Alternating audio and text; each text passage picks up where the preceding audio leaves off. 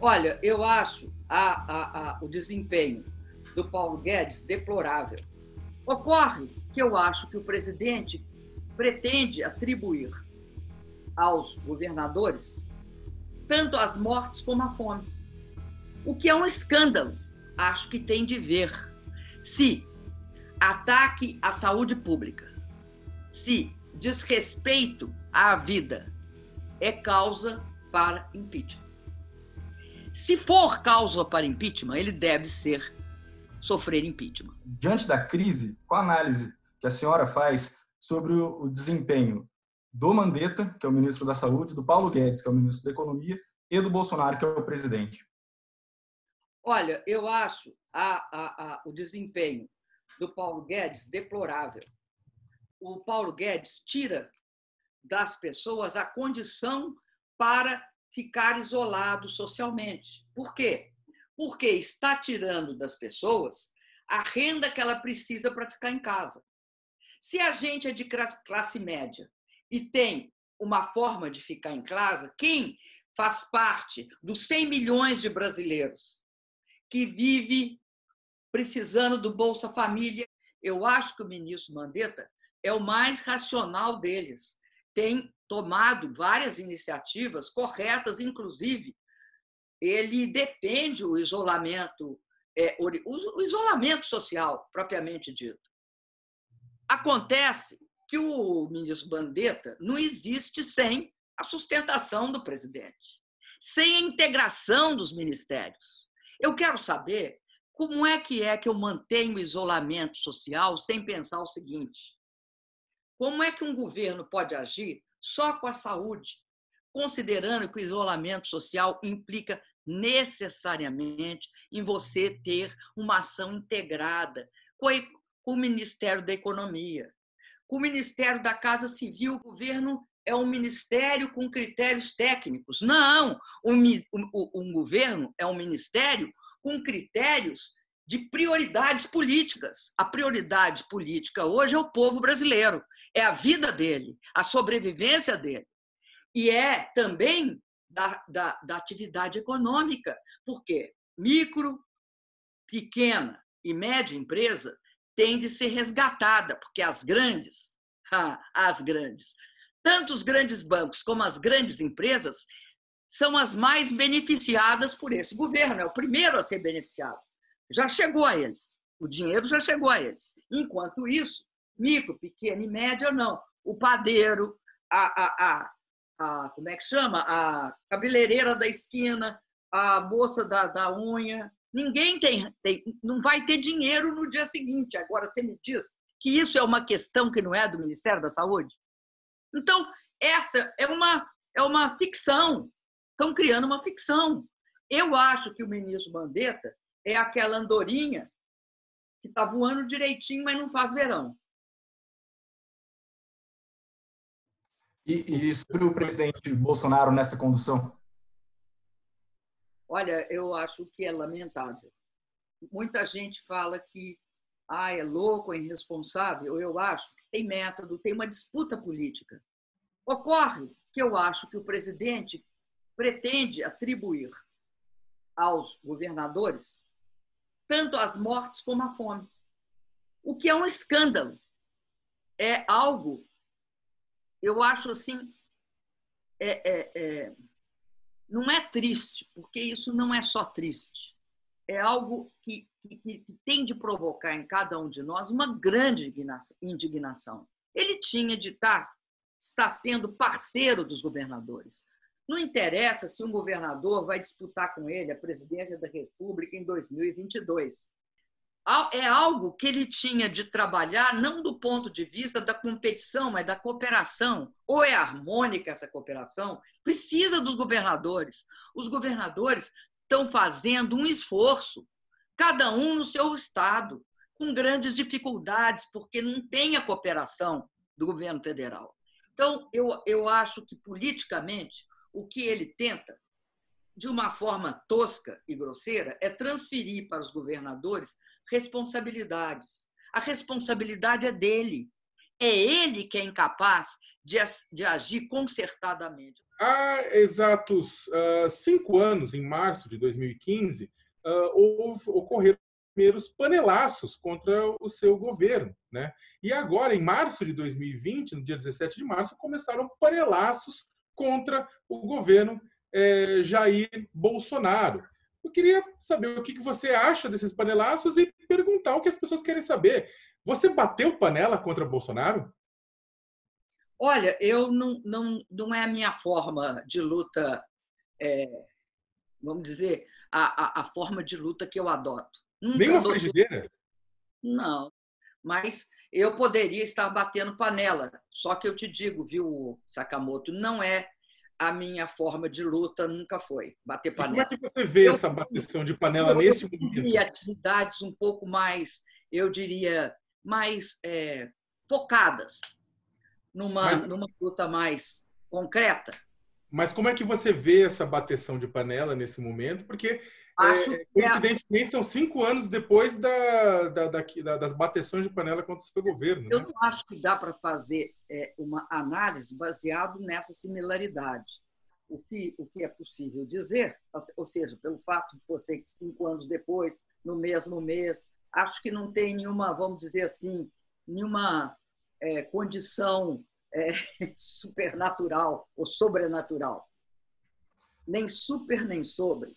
Mas eu acredito numa coisa que é a seguinte: eu acho que um segmento que apoiava o Bolsonaro, que é esse segmento de classe média, eu acho que se desencantou bastante com ele, e isso está refletido nas pesquisas, principalmente pelo fato, eu acho que estava claro que uma pessoa contra a ciência, como é o Bolsonaro, um terraplanista, uma pessoa que não respeita, e isso ficou claro em toda a política do governo, né, de desconstrução, né, na área de ciência e tecnologia, não respeita os dados científicos.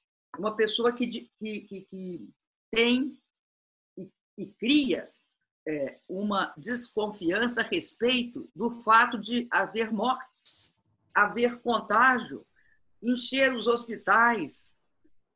Uma pessoa assim, eu acho que vai num crescendo e provoca esse surto contrário a ele nesse segmento da classe média que bate panelas de forma legítima porque está contrariando algo que eles supunham e esperavam dele. Ele deveria ser alvo de impeachment, porque a oposição, não estou falando do Congresso Nacional, mas uma parte da oposição no Brasil tem defendido o impeachment de Jair Bolsonaro. A gente gostaria de saber se, na sua opinião, ele deveria ser alvo de impeachment e se ele termina o mandato em 2022. Você vê como é que essa questão do impeachment é uma questão absolutamente de acordo com certos humores que não são aqueles da legalidade. Eu te sofri um impeachment sem crime de responsabilidade. Eu fui acusada de praticar algo que todos os presidentes antes de mim tinham feito e eu tinha feito também no primeiro mandato, e não tinha sido crime. O TCU mudou a compreensão e me levou a um impeachment por ter emprestado dinheiro através do Banco do Brasil para o setor agrícola e não ter pago um mês depois. Eu paguei dentro do ano fiscal, não um mês depois. Eu acho que todo mundo tem de ter o benefício da legalidade e da lei.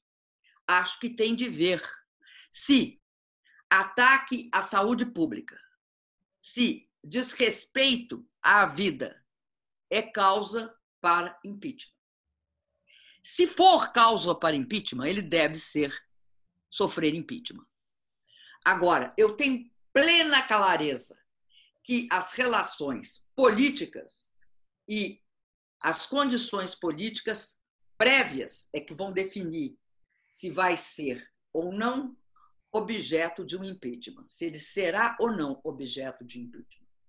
Não é pura e simplesmente a lei. Eu fui por questões políticas. Eu acho que nós estamos num momento muito sério. Esse momento é É grave a situação com o Bolsonaro. É grave. Os setores que sustentam o Bolsonaro, que são o mercado, é responsável pelo Bolsonaro, defenderam o mercado financeiro especificamente, partes da mídia tradicional. Um setor extremamente grave, que é aquele setor, o jurídico, vamos dizer o seguinte, o jurídico golpístico, que é o setor do Moro. E as Forças Armadas. Eles vão ter de resolver e equacionar, porque, caso contrário, se ele não vai renunciar, esquece isso. Então, vai ser pelo método duro, vão enquadrar ele no impeachment. Como é que faz um impeachment através de meio digital? É engraçado porque eu fui julgada no Supremo, meu impeachment foi julgado no Supremo, recurso, digitalmente. Agora, você acha que é possível tirar um presidente legitimamente eleito num Congresso digital? Não sei, talvez.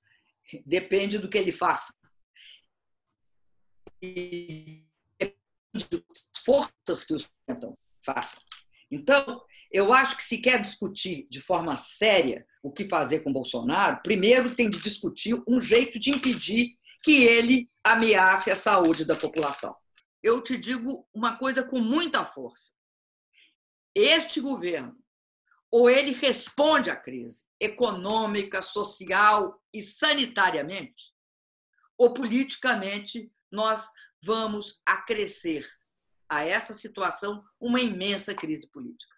Nessa semana que passou, tanto o governador de São Paulo, João Dória Júnior, quanto o ex-presidente Lula, eles sinalizaram, não vou dizer uma aproximação, mas houve eles trocaram, não trocaram mensagens, mas fizeram postagens no Twitter, o presidente Lula reconhecendo ações do Dória, o Dória reconhecendo que está todo mundo no mesmo barco agora. Como é que você vê esse movimento? Eu acho que ele é absolutamente correto. Por quê? Porque nós todos estamos no mesmo barco e acho que, de fato, tanto o governo Dória como vários outros governadores, eu acho que os governadores, em geral, uma exceção só, que é de apoio ao Bolsonaro, todos os governadores têm tido uma ação de preservação da saúde, da vida e das condições de... Eu vejo os governadores inteiramente preocupados com a vida e a sobrevivência do povo brasileiro. Durante o governo Lula, durante o seu mandato, houve muitas críticas a respeito dos investimentos que estavam sendo realizados para a Copa do Mundo, né? Inclusive, uma parte da oposição ao seu governo falava assim: poxa, o dinheiro que está indo para o estádio devia ir para o hospital. Ironicamente, agora, durante a crise do coronavírus, alguns estádios de futebol estão sendo transformados em hospitais de campanha.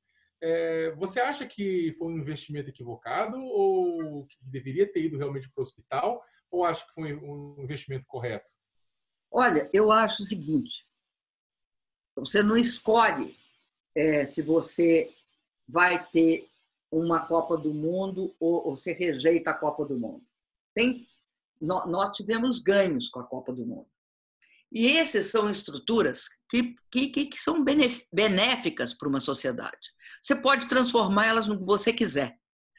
Essa questão da Copa do Mundo e da discussão da Copa do Mundo é uma discussão interessante você levantar. Sabe por quê? Que falaram assim, que a gente tinha de adotar o padrão FIFA. Ora bolas, o padrão FIFA é aquele que prendeu todos os caras da FIFA por desvio de recursos? É esse? Ocorre que chegou a Copa e o setor privado não construiu os estádios. Então, uma parte, o governo teve de entrar. E eu não estou falando só do federal, não, os governos regionais. Com essa afirmação do presidente Bolsonaro de que a mídia convoca atos da população contra ele, a senhora acha que ele está certo nessa afirmação? Olha, eu acho que ele que convoca. No caso dele, ele convoca os atos. E eu não acho que ele possa tratar a mídia como ele trata, com tamanho desrespeito pessoal, e algumas vezes até de forma ofensiva e preconceituosa. Quando se trata de mulheres, eu posso não concordar com algumas das figuras que ele ataca. Eu não concordo com elas, divirjo delas, da forma como elas agem. Agora, isso não significa que ele está autorizado a xingá-las, a ter uma atitude de repressão e de represália, a ser absolutamente desrespeitoso, né, quando se tratar, inclusive, de mulheres, né, ele é de uma desfaçatez absurda. Santos vocês não são, queridos. Mas outra coisa muito diferente é manter um padrão de relacionamento de desrespeito à liberdade de imprensa. E essa, meu querido, durante todo o meu mandato, eu respeitei.